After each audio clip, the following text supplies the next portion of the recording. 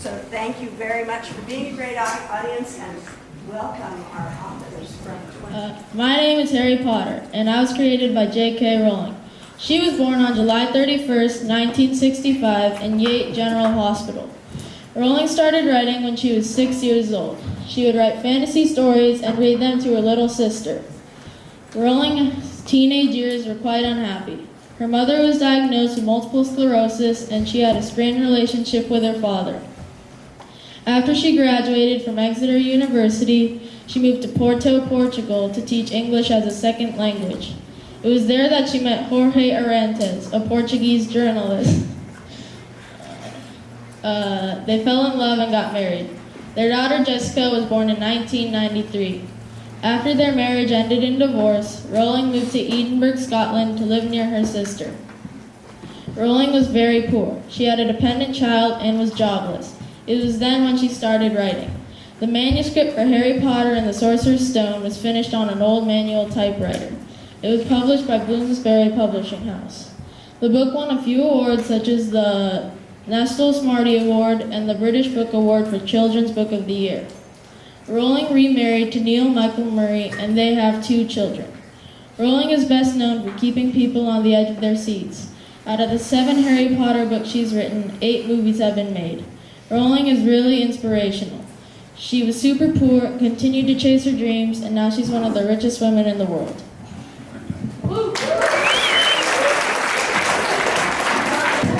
My name is Bond, James Bond. Ian Fleming created me as the world's greatest spy. I owe him my life. Accordingly, I would like to tell you a bit about this remarkable author. He was born, Ian Lancaster Fleming, in the wealthy district of Mayfair, London, England, in 1908. When he was only 6 years old, he was sent to Durnford, which is a prestigious preparatory school. He did not do well academically, but excelled in athletics. In 1921, he went to Eton College, one of England's top private high schools. Once again, he did not excel academically, but excelled in athletics, being named Victor Ladorium, winner of the games 2 years in a row. After leaving Eton, he went to Sandhurst, an elite military academy, for only 1 year, because he failed. His mother yet again helped him by going to a school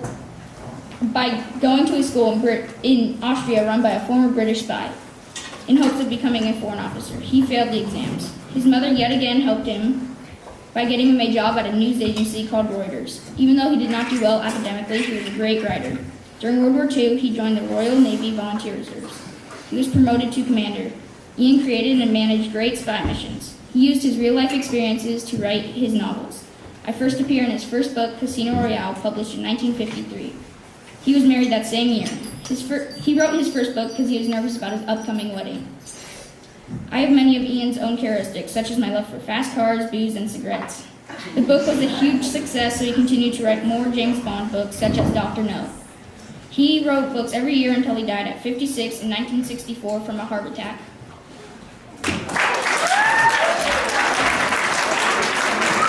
I'm Erno. I was born July 13th, 1944 in Budapest, Hungary during World War II. When I was a kid, I enjoyed reading science fiction books, painting, and solving puzzles. I went to the secondary school of fine and applied arts and specialized in sculpture. While I was there, I really enjoyed geometry and didn't understand why my classmates didn't like it as much as I did. Then I went to Budapest University. After I got my degree, I went to the Budapest University of Technology, and then became a teacher at the Hungarian Academy of Fine and Applied Arts. Then I was a professor in Hungary, and while I was there, made the first prototype for the Rubik's Cube. At first, I didn't even know there was a solution until a month later I found it. It took me 30 minutes to solve the cube the first time. Now the world record is around 5 seconds.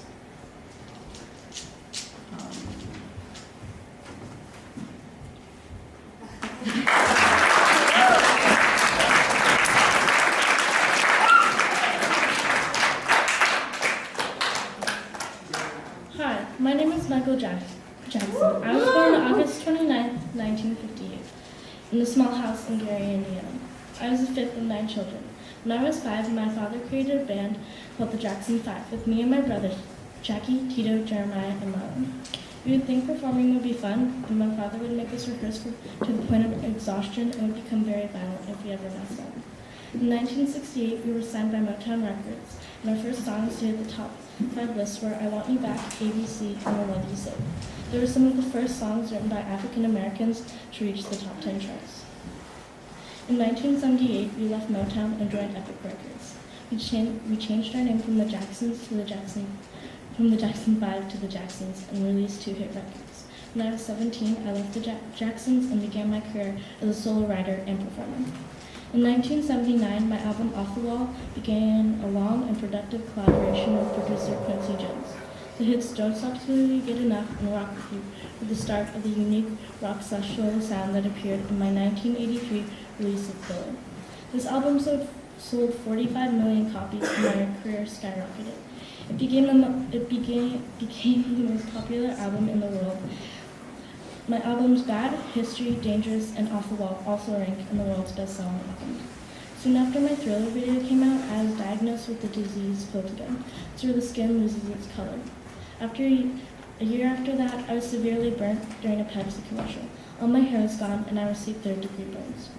In 2009, I died of cardiac arrest. I was 50. I am buried in Forest Lawn Memorial Park. Sadly, I left behind 3 children, Paris, Prince, and Blanket. I've written over 150 songs, and through my career, I've been a musical innovator and stylistic trendsetter. All of these things help give me the name, the King of Pop.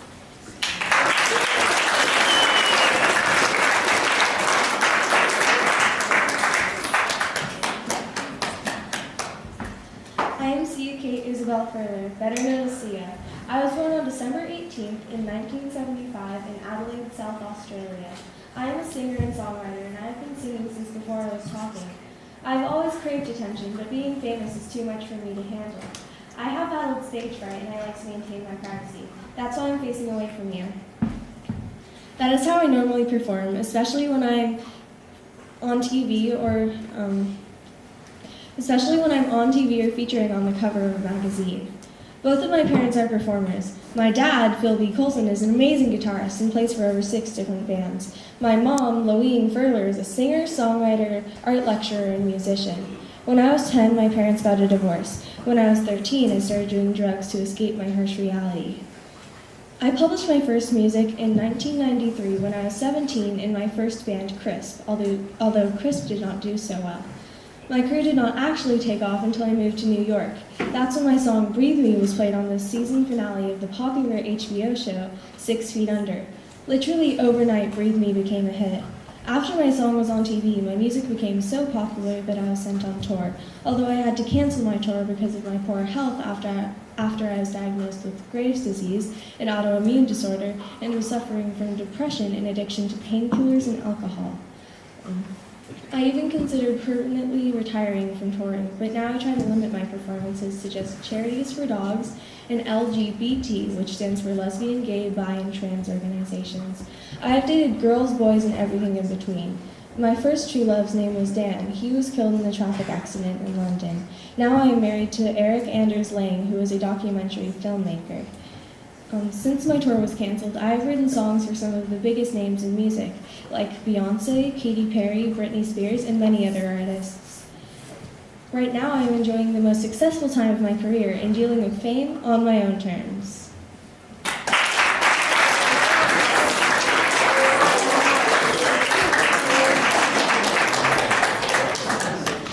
Hi, I'm Meghan Trainor. I'm a body positive, enthusiastic woman trying to help young girls empower themselves.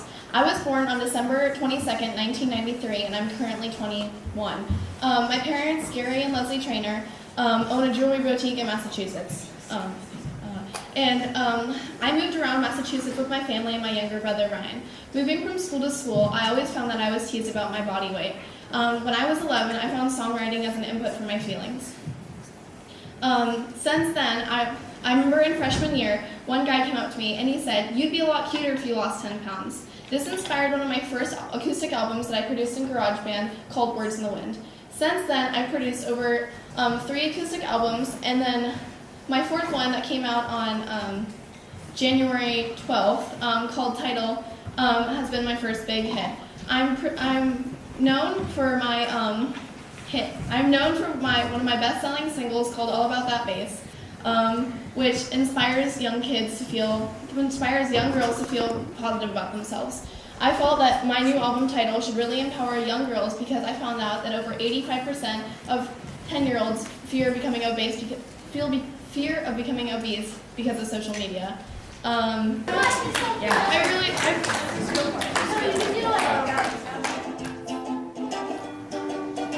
Dear future husband, here's a few things you need to know if you want to be my one and only all my life.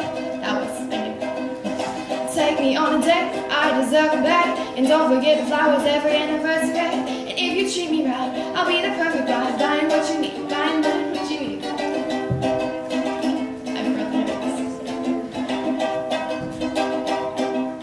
You got the 95, but baby, so do I. So don't expect me to be home making apple pie.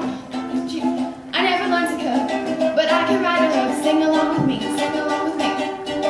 You've gotta know how to treat me like a lady, even when I'm acting crazy. Tell me everything's alright. Dear future husband, if you wanna get that special loving, tell me I'm beautiful each and every night. I really don't want to continue. That's like the end of when I performed it, so. My name is Paulsen. I was born May 17th, 1939 in Minneapolis, Minnesota. My mother's name was Eunice and my father was Oscar. However, I hadn't met my father until I was 7 years old because he was in World War II. When I finally met my father, things got worse in life. Both my parents started drinking, which led to them physically abusing me. Some nights were worse than others, and I was once almost killed with by a knife. All these abusive incidences led me to realize that I wasn't safe living with my parents anymore, so I ran away. So living in the wild was hard, but I knew I could get through it, and I did. With this wild experience came one of my most popular books yet, Hatchet. After living alone in the wild and surviving through the harsh winter, I had come to realize that you can't run away from your problems, you need to face them. Coming back into the city was hard since I couldn't live with my parents anymore, so I had to work for money, food, and shelter. After I moved back into the city, I wasn't abused by my parents anymore. However, street gangs and school bullies were my newest problem. After growing up with this tough childhood, my adulthood has been wonderful. I currently have a wife and children, and we live a wonderful life in New Mexico as I continue to write more novels. So don't forget to keep your eyes out for my newest books.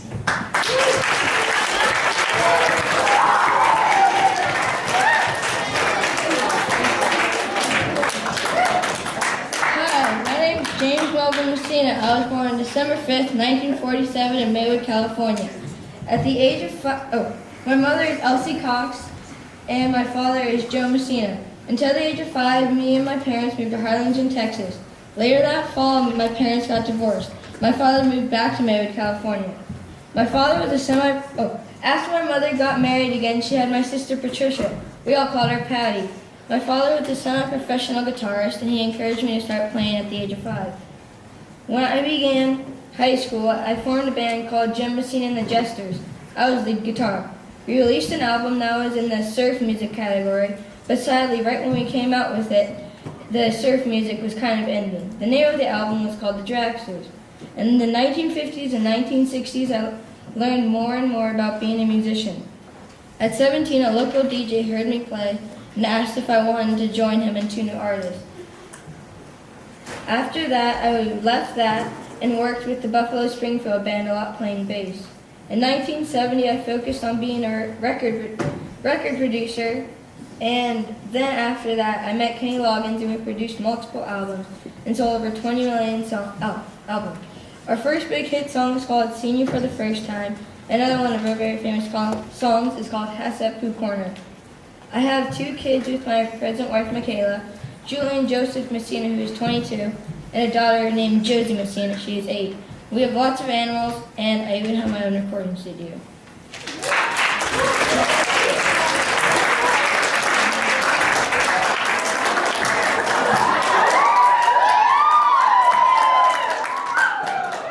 My name is John Lennon.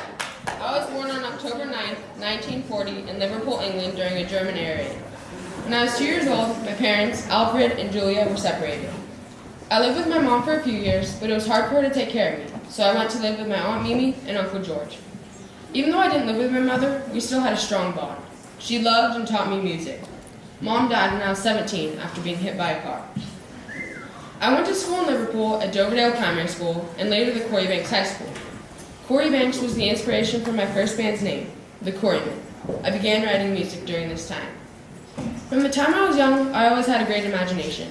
I created new words and played music whenever I could. When I was 16, I met Paul McCartney and we soon became good friends. The big inspiration for me was when Elvis Presley came into the music scene. Within a year, Paul and I had created over 20 original songs. At Liverpool College, I met my first wife, Cynthia Powell. We married in 1962 and divorced in 1968. My second marriage was to Yoko Ono, a Japanese avant-garde artist. After being expelled from college, I focused on the music scene. We changed our band's name to the Beatles, and in 1961 were discovered by Brian Epstein.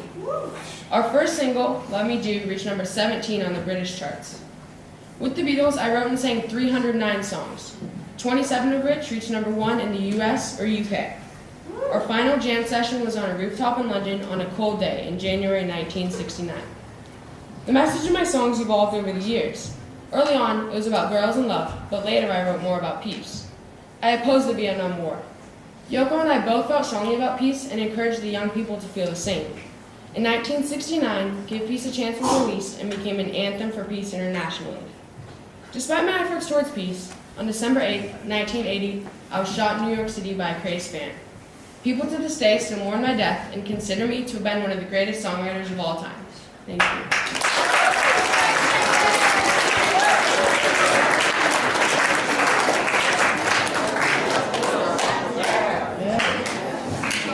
Hello, my name is Mark Twain. I was born on November 30th, 1835 in Florida, Missouri.